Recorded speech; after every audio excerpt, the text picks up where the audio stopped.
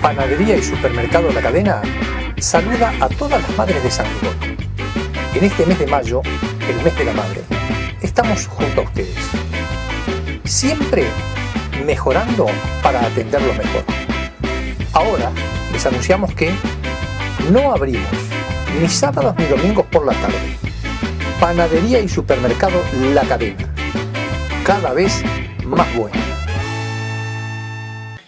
Les decíamos al comenzar el informe que dos escritores estuvieron en San Gregorio. Ya vimos la nota con Alberto Silva. También tenemos una nota con Nelson Caula que tiene que ver, en este caso, más que con ese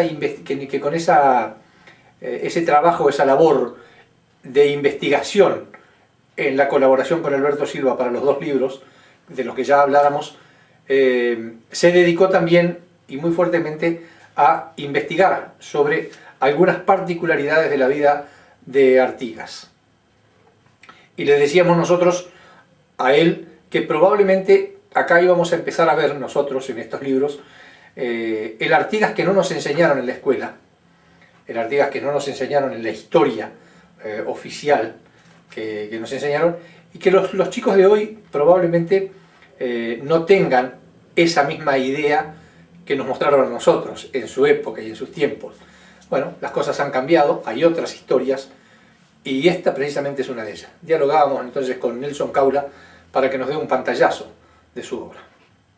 El himno Artigas empieza hablando Padre Nuestro Artigas. Y es un poco lo que vos decís, es un poco lo que le pasó a esta señora cuando le preguntan si Artigas es que era más importante, si Artigas o Dios, porque hubo un endiosamiento de la figura de Artigas, ¿no? Tanta estatua, tanto mármol, tanto bronce, y se perdió un poco la perspectiva de quién era en realidad el hombre. Y ahí es donde empezamos un poquito a tallar y a escarbar en su momento y en su tiempo, van a ser ahora 13 años, un poco antes, porque también empezamos con un trabajo medio colectivo sobre Alsina, porque era una figura medio más de leyenda y de mito que de realidad, había que ver cuánto había de realidad. Entonces empezamos mediados del 90, 93, 94, un poco a trabajar primero en esa figura, y fue importante incluso el aporte de Alsina, de Joaquín Lencina, porque nos mostraba ya con su poética otra imagen de Artigas, que era un poco esa la que teníamos que empezar a hurgar. Y bueno, y averiguando, investigando, un poco por curiosidad personal, uno se entera de que Artigas tenía primero un hijo de su matrimonio con Rosalía Villagrán, pero resulta que sin escarbar demasiado aparecen 10 más, 14, 15, de acuerdo a la actualización que hice del primer Artigas Ñemoñaré, y que sus relaciones de pareja eran con varias compañeras, con afectos importantes, no era ese hombre solitario de a caballo que seducía a mujeres y seguía avanzando por su camino, sino que de repente tenía una relación con una mujer que duraba 15 años, terminaba y ahí empezaba otra. Así que el anclaje en los afectos y la necesidad de una compañera en Artigas era necesario, era importante, es decir, otro de los mitos que había que echar por tierra. Y después ese Artigas montevideano, nacido dentro de las murallas de la Ciudadela, muy católico, muy español, siempre se destacaba su ascendencia aragonesa, muy militar, ¿no? El general, por sobre todas las cosas. Y bueno, en realidad, a poco de andar, echamos por tierra todo eso, ¿no? Un montón de falacias y de inventos, porque bueno, un héroe para ser importante tenía que tener todas esas condicionantes, ¿no? Y en realidad Artigas, desde muy pequeño, ya está en la chacra de sus abuelos de los Carrasco, la actual zona de Carrasco, a la que le dan el nombre, los abuelos paternos. Después ya estaba en la estancia de Casupá, a los 14 años ya andaba en la extracción del cuero, conviviendo con charrúas, con chaná, con minuanes, con guaraníes, con todas esas etnias un poco agauchizadas, con enormes contingentes de los llamados negros y marrones, que eran los negros libres que escapaban de la esclavitud de Montevideo, de Buenos Aires, y se internaban en el campo en esta tarea. un poco lo que mi amigo Francisco Senegaglia nombra como la subjetividad de la gauchería, como sinónimo de cultura. Es decir, en ese entorno y fuera de las ciudades se generaba cultura que era la síncresis de varias culturas, de las precolombinas que estaban acá, más las que venían de África, más las que aportaban hombres que como Artigas se metían en el interior.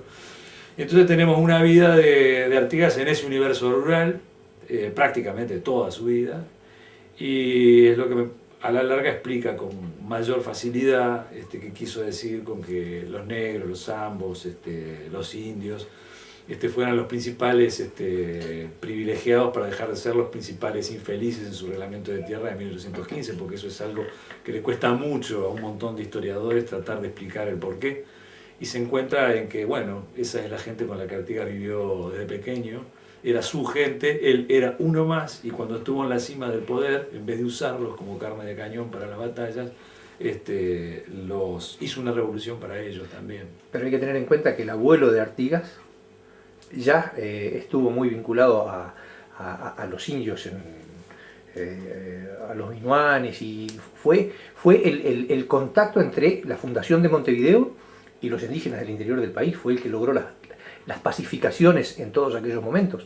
Después siguió el padre, es decir, hay una familia detrás que tuvo un vínculo con el interior del país. A partir de la masacre de Salsipuedes llevada a cabo por Fructuoso Rivera, y a partir de la instalación de la República entre 1828 y 1830, una república que es absolutamente contraria en todos los puntos habido y por haber a lo que quiso Artigas, que es la que marca la cancha y la que genera una impronta que se traslada prácticamente hasta nuestros días, nos olvidamos que la vida común y corriente de aquellos pobladores era en plena convivencia con los indígenas. Es decir, tenían sus líos, tenían sus peleas, tenían sus abusos que partían. Las guerras siempre empezaban por el abuso que los blancos cometían al no respetar las colectividades indígenas. Entonces nos olvidamos que era mucha población indígena.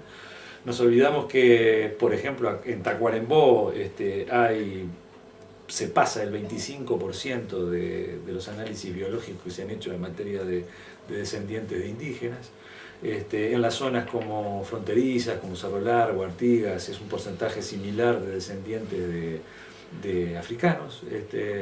Y entonces se ha perdido un poco esa perspectiva que está muy vigente, por ejemplo, todavía en Argentina, ¿no? En el Chaco, con los Tobas, los Huichis, o en Paraguay con los guaraníes, de que había una relación normal. Y se nos ha hecho creer, otro de los grandes mitos, aparte de ese Artigas de mármol, que Uruguay es una extensión de Europa en América Latina, es decir, nos quemaron la cabeza con eso, ¿no? La Suiza de América, lo cual es otra de las grandes falacias de la historia de nuestro país, que nos hace muchas veces tratar de explicar los traumas de una historia que viene generado por eso, por prototipos que no fueron realidad.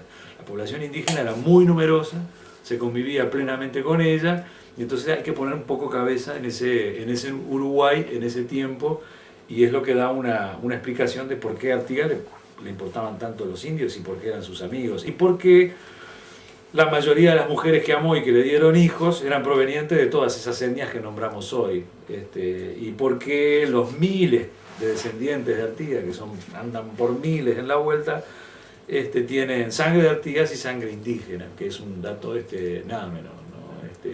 Todos los descendientes de Artigas tienen sangre indígena en sus venas, ¿no? ¿Por qué el nombre? No, Ñemoñaré porque yo trabajé mucho con los descendientes en el primer tomo, básicamente, y Ñemoñaré en Paraguay quiere decir descendiente, y como además descubrí una rama genealógica de Artigas en Paraguay, que no se enteró nadie hasta que apareció por primera vez en el primer Artigas Ñemoñaré, una relación con Clara Gómez Alonso, y que también le dio un hijo, Simeón Gómez, allá en Paraguay, que fue un importante luchador como buen paraguayo, y como lo hubiera hecho Artigas de haberse desarrollado antes la guerra de la Triple Alianza, peleó por Paraguay, obviamente, contra esa invasión atroz y condenable históricamente y de por vida. Y como descubrimos esa rama Ñemoñaré descendientes, lo pusimos un poco en la lengua guaraní. Pero también Uruguay Ñemoñaré o Paraguay Ñemoñaré significa los uruguayos o los paraguayos, y Y como después en los otros tomos trabajo más ese entorno muy cercano a Artigas, ¿no? Desde el punto de vista de la población humana que estuvo con él, Doña Moñarelo los cubre perfectamente también, ¿no? Acá se puede ver entonces, decíamos, no aquel Artigas ni el del bronce, ni el de esas frases que a veces sacadas de contexto, porque en general son sacadas de contexto y en general tampoco sabemos si son tal cual. Todas esas frases a las que la historia o la enseñanza sistemáticamente son tal cual, sí, porque están sacadas de documentos que por lo general tienen su firma. Después los secretarios de él tenían un lenguaje medio altisonante, ¿no? Capaz que Artigas aparecía en una asamblea y decía la libertad y la soberanía depende de ustedes, ¿no? Y ahí le daban ¿no? cesa ante vuestra presencia, le armaban porque los documentos tenían que ser un poco floridos, ¿no? Pero bueno, todos esos documentos tienen la firma de Artigas y lo que es importante también, sobre todo ahora que estamos en las instrucciones del año 13, rescatar su ideario y su cabeza, porque por ejemplo ese documento de las instrucciones del año 13 es un documento absolutamente único, increíble, intransferible, un poder y nivel de síntesis en 20 artículos de una tendencia absolutamente renovadora, como poner la libertad civil y religiosa en toda su extensión imaginable, que no figura en ningún otro documento de ninguna parte, en un momento donde había una religión oficial que era la católica, y las instrucciones del año 13 firmadas por Artigas proclaman eso, la libertad civil y religiosa en toda su extensión imaginable. Es un aspecto que hace a la laicidad. Hablamos del Uruguay laico a partir de José Valle Ordóñez, porque José Valle Ordóñez lleva a la ley, después de un largo proceso de debate que arranca con Varela, lleva a la ley la separación del Estado de la Iglesia, pero en las instrucciones del año 13, en ese artículo 3, ya figura toda la libertad civil, el concepto, el Uruguay laico, la banda oriental laico, la laicidad de los orientales, aparece en las instrucciones del año 13, lo cual no era moco de pavo. Era bastante fácil, después de todo un proceso, proclamar eso desde 1900 para adelante, que proclamarlo en 1813, ¿no? Que era algo absolutamente temerario, ¿no? Y ahí está la fuerza de Artigas y del artiguismo, y esas instrucciones que proclaman una liga federal, que proclaman el verdadero país que quería Artigas y que soñaba, no que inventó después Rivera y que surge a partir de 1830. Que nos da la condición de lo que él pretendía y quería, está plasmado en esas instrucciones, que son para una asamblea constituyente en Buenos Aires, que se frustra, pero que después Artigas las toma al pie de la letra, son como que unas instrucciones que él hizo para él mismo. Y dijo, bueno, estas instrucciones ahora yo lo voy a aplicar. Y es lo que empieza a aplicar a rajatabla con la Liga Federal de Uruguay, bastante cerca de acá. Levanta la bandera artiguista y proclama la independencia, que estaba ya pedida en el primer punto de las instrucciones del año 13. O sea que es muy fuerte lo de Artigas y es muy avanzado y es muy moderno, y 200 años después sus ideas empiezan a ser aplicables, por ejemplo en Bolivia. Yo deseo que los indios se gobiernen por sí como nosotros nos gobernamos a nosotros mismos, decía Artigas, y ahí tenemos a Evo Morales, y tenemos lo que está pasando en Ecuador. Y bueno, hay todo un refluir, que si se habrá adelantado, que 200 años después recién se puede aplicar, ¿no? Desde hace muchos años somos el centro de carnes más importantes de la ciudad. Amplio local y la mejor calidad siempre. Mejores cortes, excelentes precios y una atención de primer nivel. Carnicería La Pampa. Ahora con nuestros horarios tradicionales de invierno. Pero la misma variedad, atención y calidad de siempre. La Pampa.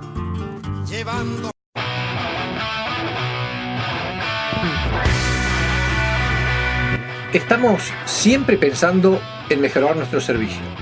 Para ello, contamos con 3 frecuencias diarias desde y hacia Montevideo.